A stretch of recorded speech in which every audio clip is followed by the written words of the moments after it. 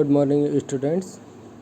आज की हमारी प्लांट पैथोलॉजी की क्लास का टॉपिक है methods of detection and diagnosis of insect pest and diseases. तो सबसे पहले जान लेते हैं कि हमारे जब भी हम किसी इंसेक्ट डैमेज की बात करते हैं तो उसको डायग्नोसिस कैसे करते हैं।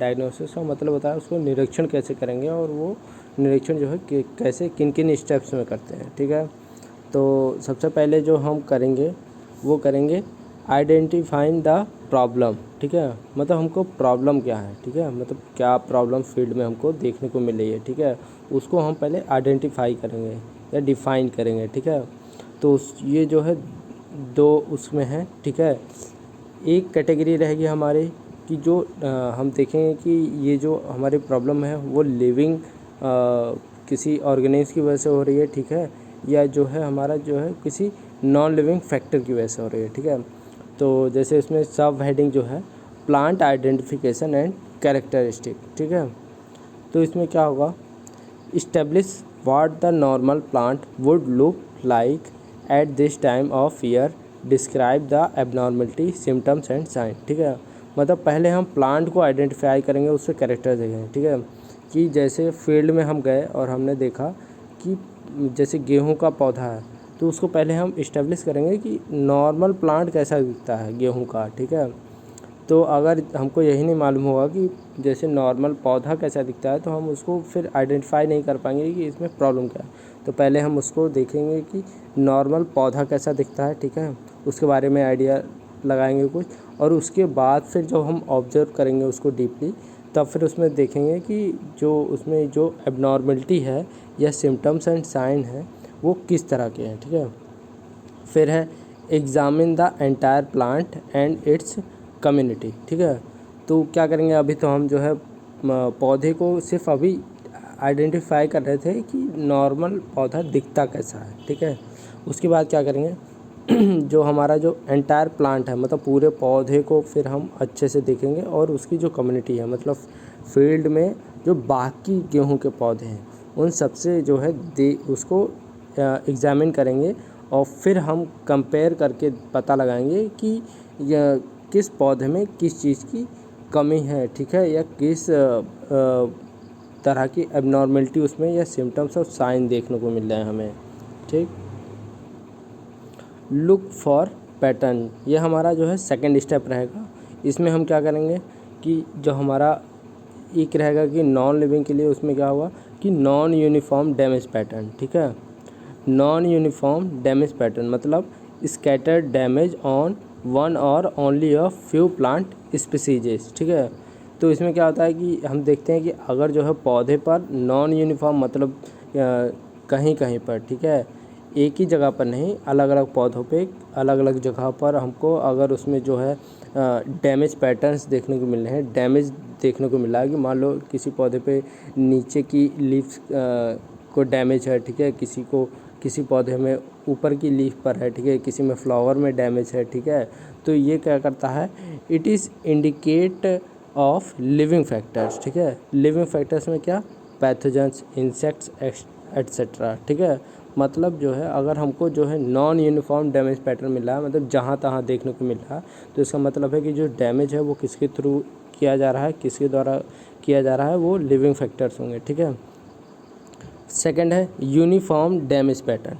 ठीक, अगर over a large area and uniform pattern on the individual plant and plant parts indicate non living factors. ठीक है, मतलब कि एक बहुत बड़े एरिया में, ठीक है, और यूनिफॉर्म पैटर्न देखने को मिलता है। ठीक है, मतलब जैसे मान लो कि खेत का कोई एक कोना है जिसमें हमको सारे पौधों में एक ही तरह का डैमेज, ठीक है, वो देखने को मिलता है, और या एक ही पौधे में जो है उसके जो प्लांट्स हैं, ठीक है, उसके जो पार्ट्स हैं जो मतलब कि मान लो ऊपर का ही है, ठीक है, या फिर नीचे का ही पूरा पोर्शन का डैमेज है। ठीक है, तो उसका मतलब है कि ये जो है नॉन लिविंग फैक्टर्स की वजह से है। और नॉन लिविंग फैक्टर्स क्या, मैकेनिकल, फिजिकल और केमिकल फैक्टर्स। ठीक है, मैकेनिकल जैसे मान लो कि एक कोई एरिया है, किसी ने क्या करा है कि मान लो दराते से ले आके उसको काट दिया, ठीक है। तो काट देने से उससे क्या पता चलता है कि जो वहाँ के सारे पौधे जो होंगे वो नीचे से कटे हुए हैं, ठीक है।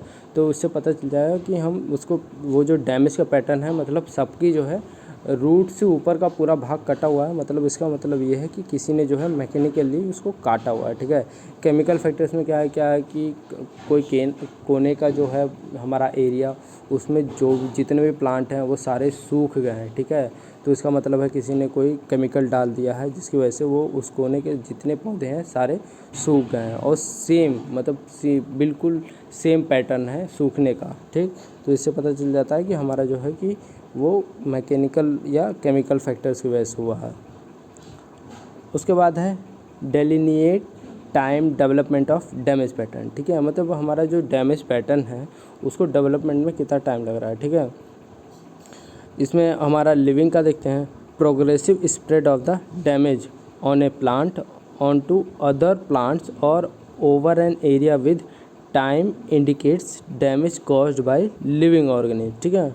मतलब जो है अगर हमारा जो प्रोग्रेसिव स्प्रेड है, मतलब धीरे धीरे जो है वो डैमेज जो है बढ़ रहा है, ठीक है, और एक प्लांट से दूसरे प्लांट्स पर जा रहा है या एक एरिया से दूसरे एरिया में वो स्प्रेड हो रहा है, फैल रहा है, तो इसका मतलब यह है कि जो डैमेज है वो किसी लिविंग ऑर्गेनिज्म की वजह से कॉज हो रहा है, मतलब उसकी तरफ की वजह से वो डैमेज जो है हो रहा है पौधों में, ठीक।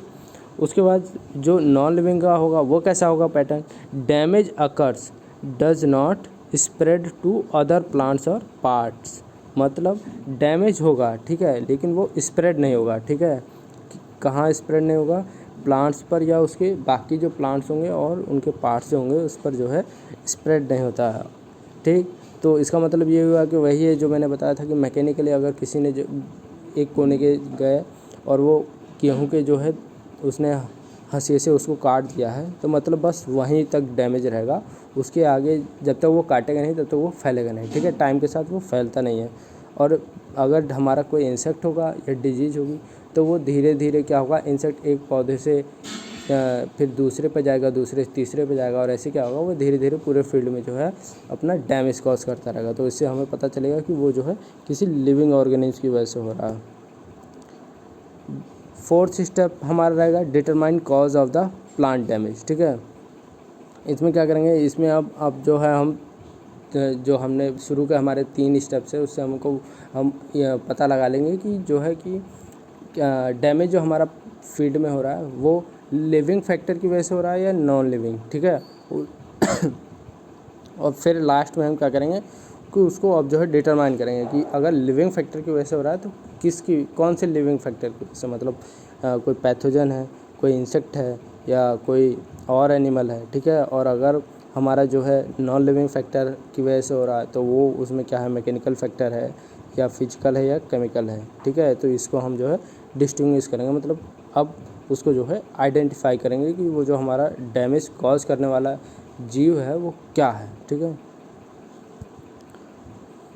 अब जैसे इंसेक्ट्स में बात करते हैं कि अगर कोई इंसेक्ट, हमारा एग्जांपल लेते हैं कि कोई इंसेक्ट है और वो अगर डैमेज कर रहा है तो ठीक है, तो कैसे हम पता लगाएंगे।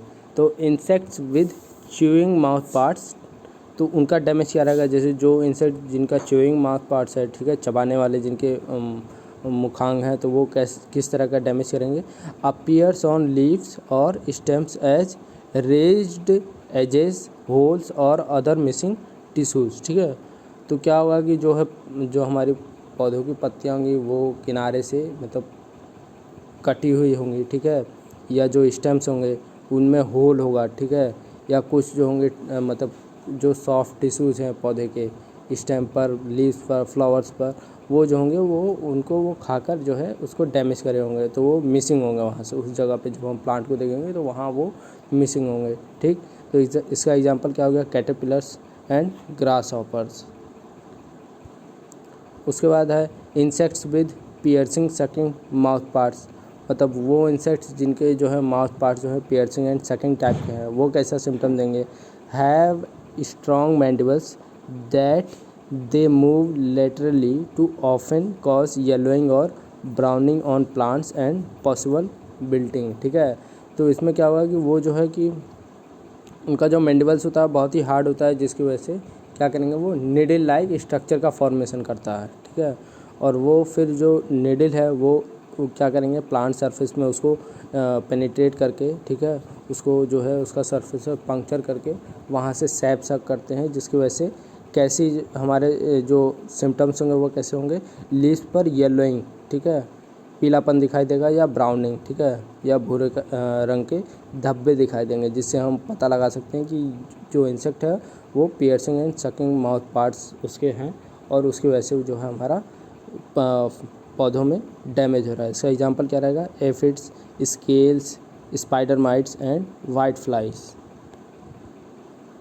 द डिफोलिएटर्स, इसमें क्या होगा, ये क्या करेंगे, ये कम्प्लीटली जो है पत्ती को खाकर ख़त्म कर देते हैं, ठीक है। तो ये क्या करेंगे, जैसे इसमें यहाँ इमेज में है, इसमें देखो कैटरपिलर है, कैटरपिलर ने पूरी पत्ती को ही कम्प्लीटली वो खा लिया है, ठीक है। और वो खाकर क्या करेगा कि जो है वहाँ से पत्ती हमारी जो है फिर वो उसमें जो है वहाँ से पत्ती डैमेज कॉज करेगा, और उसकी वजह से क्या होगा कि फिर वो जो है कि पूरा पौधा ही हमारा मतलब अगर उसकी लीव्स ही नहीं रहेंगी तो वो क्या होगा कि धीरे धीरे उसमें विल्टिंग हो जाएगी, ठीक है। तो क्या करते हैं कि इसमें क्या होगा, जो हमारे होते हैं मेनली जो है लेप्डोप्टेरन पेस्ट आते हैं, ठीक है, मतलब जो ऑर्डर लेप्डोप्टेरा के जो इंसेक्ट्स होते हैं वो मेनली डिफोलिएटर्स होते हैं। उसके बाद है द बरोवर्स, इसमें क्या होगा, ये जो है ये पत्तियों में टनल्स बना देते हैं। इसमें देखो ये पूरा ये इन लोगों ने किसी इंसेक्ट है उसने क्या करा है, उसको टनल की तरह इसमें जो है इसके टिश्यूज़ को स्क्रैप कर लिया है, ठीक है। तो इसमें क्या करते हैं, इसका जो एग्जांपल है वो है लीफ माइनर्स।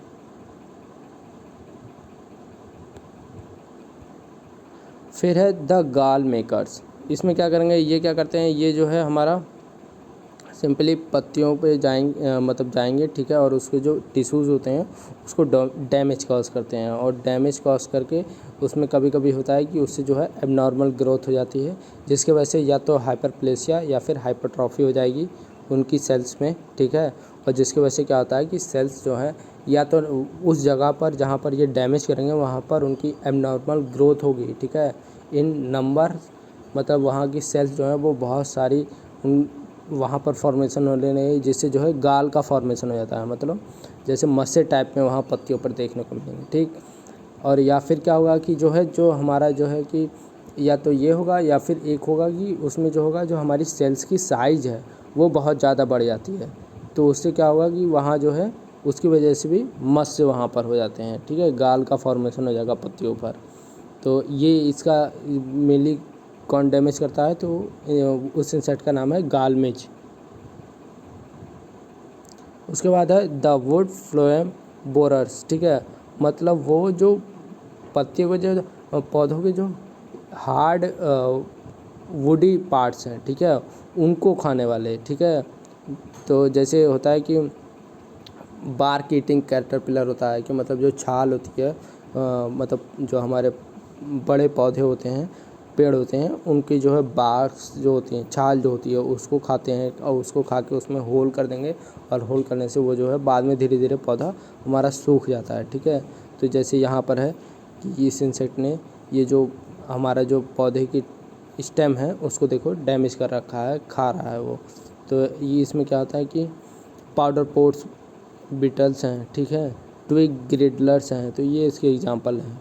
तो फील्ड में हम जब भी किसी प्रॉब्लम को आइडेंटिफाई करते हैं, ठीक है, तो यही वो 4 स्टेप्स होते हैं जिसकी वजह से हम उसको किसी भी प्रॉब्लम को साइंटिफिक वे में आइडेंटिफाई करेंगे, और फिर उसके जो आइडेंटिफिकेशन हो जाएगा उस प्रॉब्लम का, तो उसके बाद उसका जो कॉज है, ठीक है, कारक जिसको बोलते हैं, जिसकी वजह से वो हो रही है प्रॉब्लम, उसको आइडेंटिफाई करके फिर हम जो है फार्मर को या अपने फील्ड में जो है आगे जो है उसके मैनेजमेंट का प्रोसेस स्टार्ट करते हैं, ठीक है।